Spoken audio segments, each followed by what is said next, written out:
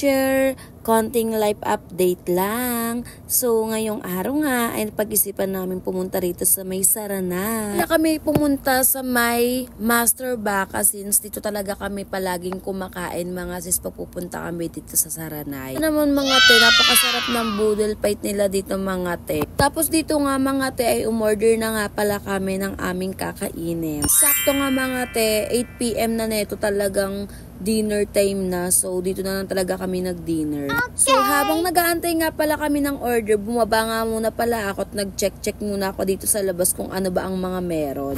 So, dito nga mga ate ko, meron ditong bilihan ng hopya, ng mangga, at ng mais, at marami pang iba mga ate ko. So, dito nga mga sis, bumili muna kami para may papakin kami habang nag-aantay kami ng aming kakainin. Mukha ba yan, te? Pero anyway, thank you sa libre.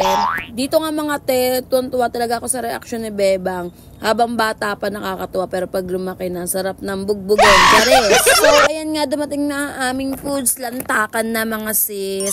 Alam nyo ba te, isang ganyan, for only 800 pesos lang yan. Good for 3 to 4 person na mga sis. Kasi napakasulit niya na sa 800 pesos may ganyan na kayo mga te. So, syempre masarap dito kasi hindi naman kami babalik kung hindi naman masarap dito, di ba mga sis? Oh my God! Dito nagugutom na sila pero sabi ko, teka lang, magbibideo ko. Syempre, feeling vlogger ang atake. Charis! At syempre, tama na nga ang picture mga sis, kumain na tayo. Ayan nga mga sis, hindi na kami nagkwentuhan dyan dahil nga so, for gutom na talaga at sobrang sarap talaga. Syempre, gusto ko mag-focus sa kinakain ko. Ganun! So, dito nga pinicturean kami para daw may maipost sila sa page nila. O, diba? Mga sis, sobrang sarap talaga dito. Kung gusto nyo makita yung menu nila, meron silang menu sa may page nila mga sis. I-check nyo na lang. Pangalan ng page nila mga sis, Master Baka. 100 pesos nga pala mga sis is may choices siya. Kung bangus, inasal, or liempo yung isasama nyo. Kayo na bahala doon. Dito nga pala mga sis, tapos na nga pala kami kumain at bumili pala kami ng iced coffee. Since libre lang naman, edi i-go ko na. At mga te, every time talaga na magsasaranay kami, dito ako bumibili ng iced coffee. Panalo to mga te, since mahilig ako sa iced coffee, pasok to sa aking panlasa.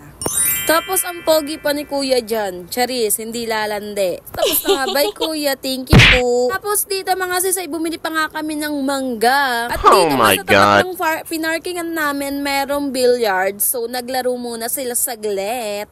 Dito nga pala mga sis, inabot na kami ng alas 10. Kaya sinundo na namin diretso si Mother Earth dito sa may pwesto niya sa may Sauyo.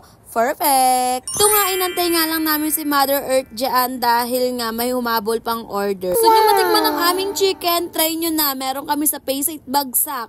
For the go! Hanggang dito na nga lang pala. Thank you for watching!